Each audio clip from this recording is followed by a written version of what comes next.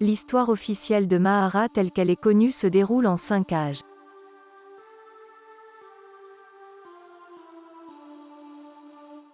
Le premier âge est la création de Mahara et des élémentaires.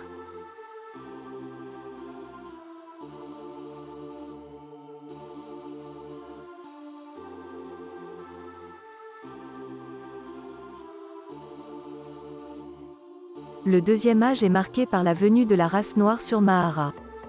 Elle se clôture par la guerre des élémentaires et de la race noire contre le Muimba. Nous n'avons aucune carte du deuxième âge, elles semblent toutes avoir mystérieusement disparu.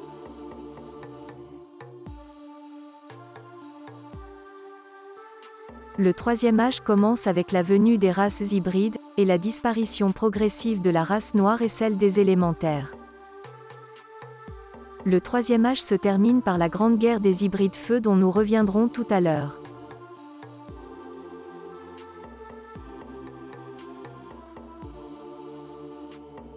Le quatrième âge commence avec la disparition totale de la race noire et des élémentaires sur Mahara.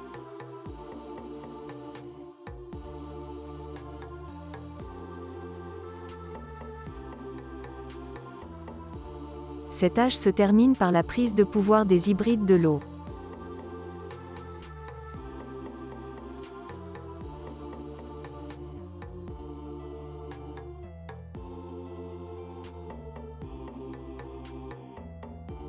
Le cinquième âge commence avec l'instauration du trône de lumière, mais les hybrides de l'eau possèdent étrangement toujours le pouvoir.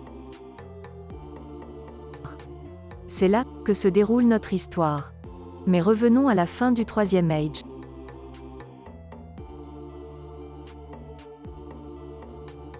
À la fin du troisième âge, une guerre sanglante va éclater sur le territoire des élémentaires de feu, de plus en plus minoritaires face à l'expansion des hybrides de feu.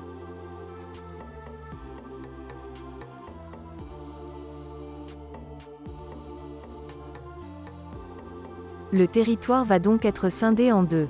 L'un, gouverné par un puissant seigneur élémentaire du nom de Satanaï, dont l'unique but est d'éradiquer toutes les races hybrides de Mahara, en commençant par celles se trouvant sur son propre territoire. L'autre partie du territoire fut gouvernée par le messie inattendu des hybrides de feu, le légendaire roi Rhésus.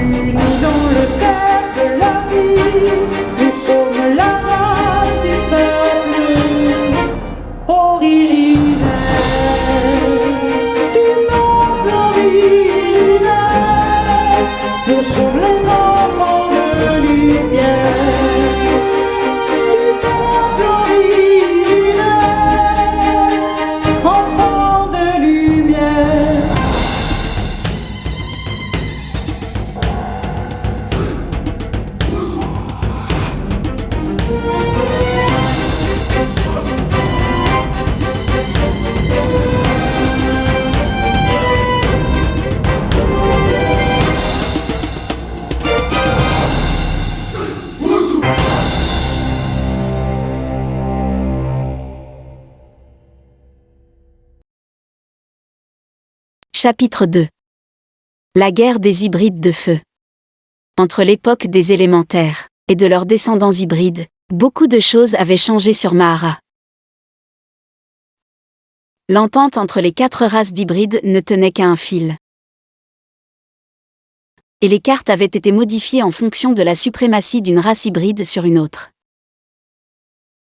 Dans la configuration actuelle, ceux du Nord, on les appelait les Omi.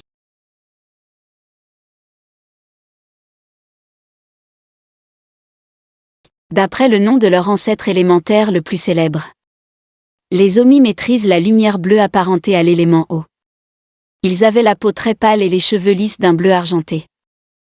Sur Mahara, les hybrides ayant la même couleur de cheveux que leur pouvoir de lumière sont issus de lignées qui se sont très peu mélangées avec la race noire. Elles sont souvent issues des classes nobles de leur clan. Les autres hybrides leur vouent un certain respect. D'ailleurs, au sein des hybrides, on les surnomme les puritains. Et les Omi sont de fervents adeptes du puritanisme. Un mouvement idéologique sur la préservation de la race depuis la disparition des pouvoirs élémentaires. Les Omi se considèrent comme une race d'élite, très imbus d'eux-mêmes et méprisants envers les 3 autres races hybrides de Mahara.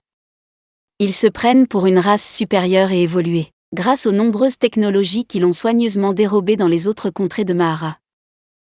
Ils les ont adaptées par la suite à leur environnement, en y réclamant la paternité scientifique. Rappelons que selon la légende, leurs ancêtres élémentaires vivaient sous l'eau jadis. À l'heure actuelle, à notre époque, Mahara est sous la gouvernance des hybrides de l'eau. Grâce à leurs puissants sous-marins et navires sophistiqués, ils maîtrisent les voies et le commerce maritime. Ils ont modifié la carte de Mahara à leur avantage. Désormais, le sud est devenu le nord et le nord le sud. D'ailleurs, on les surnommait désormais les peuples du nord, ou péjorativement les hommes de glace. Le territoire des Omi est rude et glacial. Il y neige pratiquement tout le temps, même s'ils se sont enrichis sur le dos des autres territoires, et ont bâti de grandes et luxueuses cités maritimes. Malgré le froid, ils vivent dans la richesse et dans l'opulence. Les hybrides du Sud se font appeler les Ina.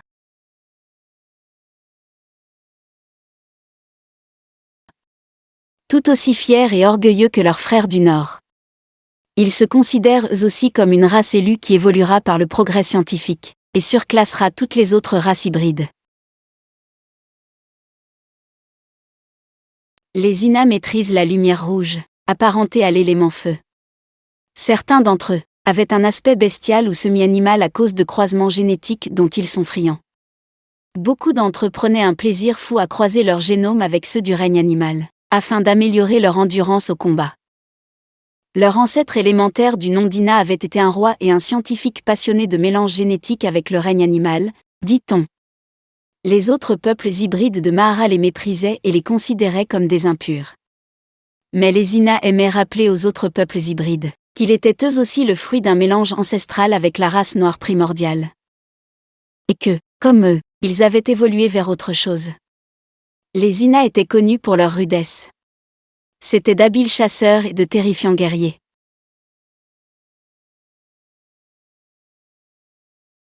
À l'est, c'étaient les Mwamba.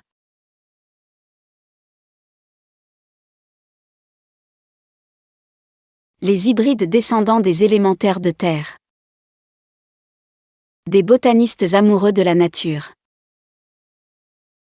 Ils exploraient les secrets de la lumière verte au travers de drogues hallucinogènes et d'élixirs étranges, dont ils avaient eux-mêmes les secrets à partir des plantes. C'étaient aussi de grands commerçants. Ils faisaient beaucoup d'affaires avec les autres races hybrides de Mahara, et s'entendaient particulièrement bien avec les Umoya de l'Ouest, qui maîtrisaient le pouvoir de la lumière jaune.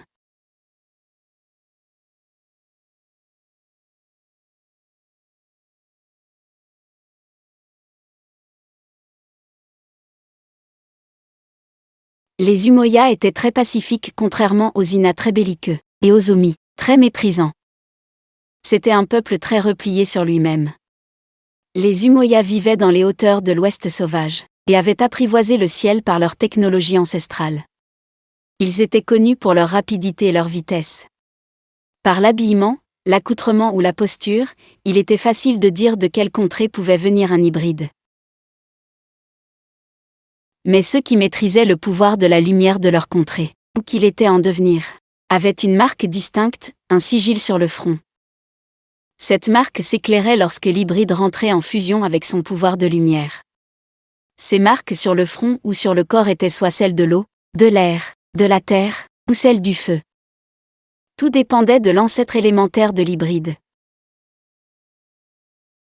Selon la légende et le récit qui est écrit dans les livres d'histoire de Mahara, les premiers métissages entre la race originelle noire et les élémentaires arrivèrent à la suite d'une guerre sanglante.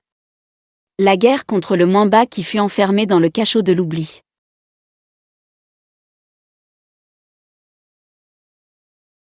Cette guerre fut menée par 5 rois. Le roi Nebu de la race noire, ainsi que les rois et reines élémentaires du nom de Omi, de Ina, de Umoya, et de Mwamba. À la fin de la guerre, ces rois et reines élémentaires épousèrent des femmes et des hommes de la race noire originelle sur Mahara. Une façon pour eux de signer l'armistice entre les hommes et élémentaires.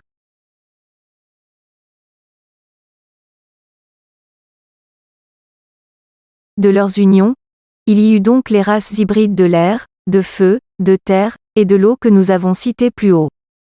Et au fil du temps, les hybrides devinrent nombreux. Extrêmement nombreux.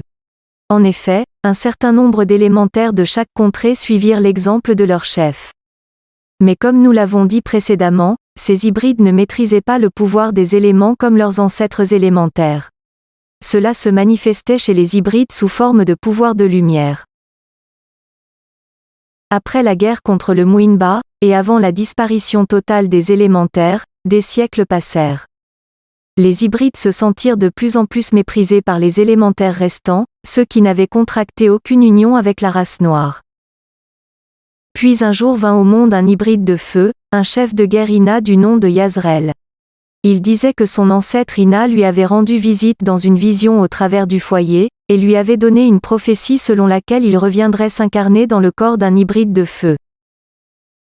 Le foyer est le monde sacré des flammes pour les Ina. À cette époque, les différents clans Ina se faisaient la guerre pour des futilités. Son ancêtre lui aurait parlé d'un règne de feu sur Mahara, qui serait inauguré par le fils de la lumière rouge. Les élémentaires de feu en voie de disparition ne prirent pas cette prophétie au sérieux, car jamais un hybride sur Mahara n'avait pu maîtriser le pouvoir des éléments primordiaux. Ça ne s'était jamais vu, et c'était chose impossible. Et un jour, l'impossible arriva. Ce fut la stupeur, car la prophétie se réalisa. Rhésus, le propre fils adoptif de Yazrel, qui au départ doutait lui-même de la prophétie de son père adoptif, développa d'impressionnants pouvoirs de feu, et devint un puissant chef de guerre. On l'appela le fils de la lumière rouge. Rhésus conquit une à une toutes les terres du sud des élémentaires de feu, et en prit le contrôle.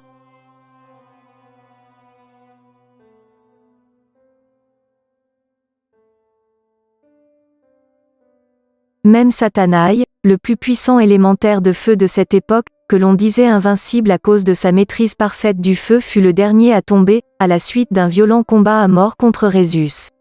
Bien que Rhésus sortit victorieux de ce combat, il en garda toute sa vie de profondes séquelles, jusqu'à ce qu'il retourne dans le monde sacré des flammes selon la religion Ina. Rhésus devint plus qu'une figure mythique chez les hybrides de feu, mais aussi l'objet d'une religion qui perdure chez les Ina jusqu'à ce jour. En effet, selon la religion Inas, le fils de la lumière rouge reviendra pour un second règne de feu, et soumettra cette fois-ci toute Mahara sous son autorité. La lumière rouge est elle-même vénérée et adorée comme une déesse chez certains hybrides de feu. On les surnomme les Résuriens. Ils vénèrent aussi l'épée de feu de Rhésus du nom de Golgotha. Elle a été forgée à partir d'une roche sacrée Ina. Ce groupuscule religieux chez les hybrides de feu appelle la lumière rouge, la déesse Arya. Même si avec le temps, les élémentaires ont pratiquement disparu de Mahara comme la race noire, les autres peuples hybrides surveillent les Ina de très près, car la prophétie d'un second règne de feu n'a rien de rassurant. De plus, Constantine, la reine des hybrides de feu actuelle, est plus qu'une fervente adepte du culte mystique de la lumière rouge. Elle a déclaré elle-même être la réincarnation de la déesse Aria du culte résurien. Les adeptes du culte de Rhésus, au départ sceptiques par de telles affirmations, ne tardèrent pas à être convaincus lorsqu'ils virent les prodigues et miracles qu'elle opérait au travers de la lumière rouge. Cependant, un petit nombre conteste encore et toujours son titre de réincarnation de la déesse Aria. Car si elle était la réincarnation de la déesse, elle serait capable d'invoquer le feu sacré des élémentaires, disait-il. Pour eux, ce n'était qu'une supercherie de plus de la reine Constantine, pour faire asseoir son autorité et être vénérée comme une sainte. D'autant plus qu'elle était connue par certains, pour ses mœurs légères, telles que la luxure ou les assassinats politiques. Pour mettre fin à ces calomnies, la reine Constantine proclama devant le Sénat des hybrides de feu, une prophétie qui glaça le sang de tout l'auditoire, et qui parvint même jusqu'au autre royaume de Mahara. D'après la reine Constantine, c'était une prophétie gardée secrète par la précédente oracle de feu, mais qui avait bien été référencée dans le livre de l'oracle en présence du notaire royal. La prophétie annonçait que la reine Constantine sera fécondée par le feu sacré, et qu'elle donnerait naissance à l'incarnation du Fils de la lumière rouge. Pour les autres royaumes, ce n'était pas très rassurant, surtout si cette fois-ci, un hybride de feu montait sur le trône des Lumières.